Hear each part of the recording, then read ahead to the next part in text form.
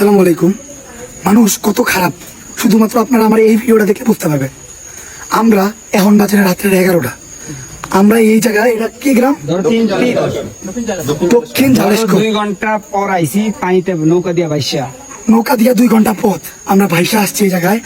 মোটামুটি অনেকগুলা 45টা ফ্যামিলির ত্রাণ নিয়ে, 45টা ফ্যামিলির ত্রাণ ফ্যামিলি তার নিয়ে আসছিলাম 45টা এই জায়গায়। আর 45টা আমাদের লোক আরেক জায়গায় গেছে। তো আমি যে জায়গাটা গেছি ওই জায়গায় বলতেছি। তো 45টা ফ্যামিলির ত্রাণ কতগুলো হইতে পারে? অনেক বড় একটা নৌকায় আসছি আমরা, মোটামুটি 5-6 জন। তো নৌকায় আমরা ত্রাণ নামাই দিছি। তো যাইতে গেলে আমাদের নৌকা লাগবো, তো আমরা নৌকায় উঠছি। নৌকার একটা রাস্তা পারাপার করবো, রাস্তাটায় পানি, যে এরকম পানি।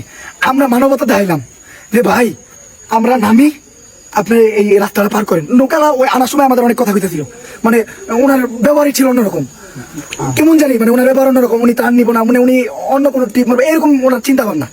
তো আমরা চিন্তা করলাম যে এইটুকু রাস্তা আমরা একটু ওনার রাস্তায় আমরা সুন্দর করে পার করতে গেলাম। আমরা সবাই নেমে গেলাম যাতে নৌকাটা হালকা নৌকাটা পার করতে পারে। উনি নৌকাটা পার করে আমার থেকে গেল।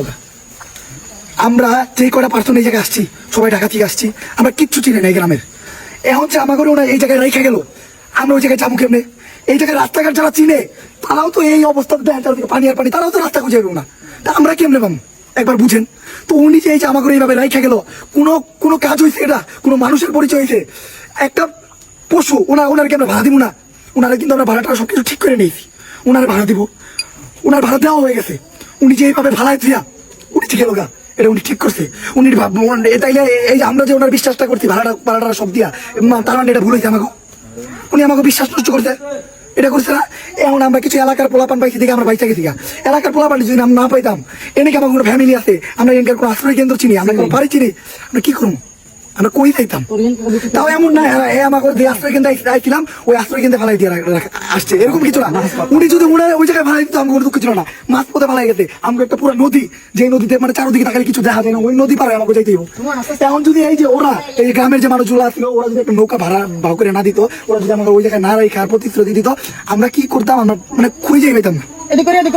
তো আমি মানে এই ধরনের মানুষদের আল্লাহর কাছে বিচার দেওয়া কিছু করার নাই। এই ধরনের মানুষের আল্লাহর কাছে বিচার দিলাম, আল্লাহ যাতে ওদের হেদায়েত দান করে। এছাড়া আল্লাহর বিচার আল্লাহ করবো, আমরা আল্লাহর বলা ছাড়া কিছু করতে পারবো না। আর এই ধরনের মানুষের যে কোনো একটা কিছু হইতে পারে, আমরা এই গ্রামের মানুষদের জিগাইছি যে উনি কেনা কই থাকে, কই ওরা যদি চিনে ওনার একটা বিচার করবো, আমরা যদি পাই আমরা একটা বিচার হওয়া উচিত।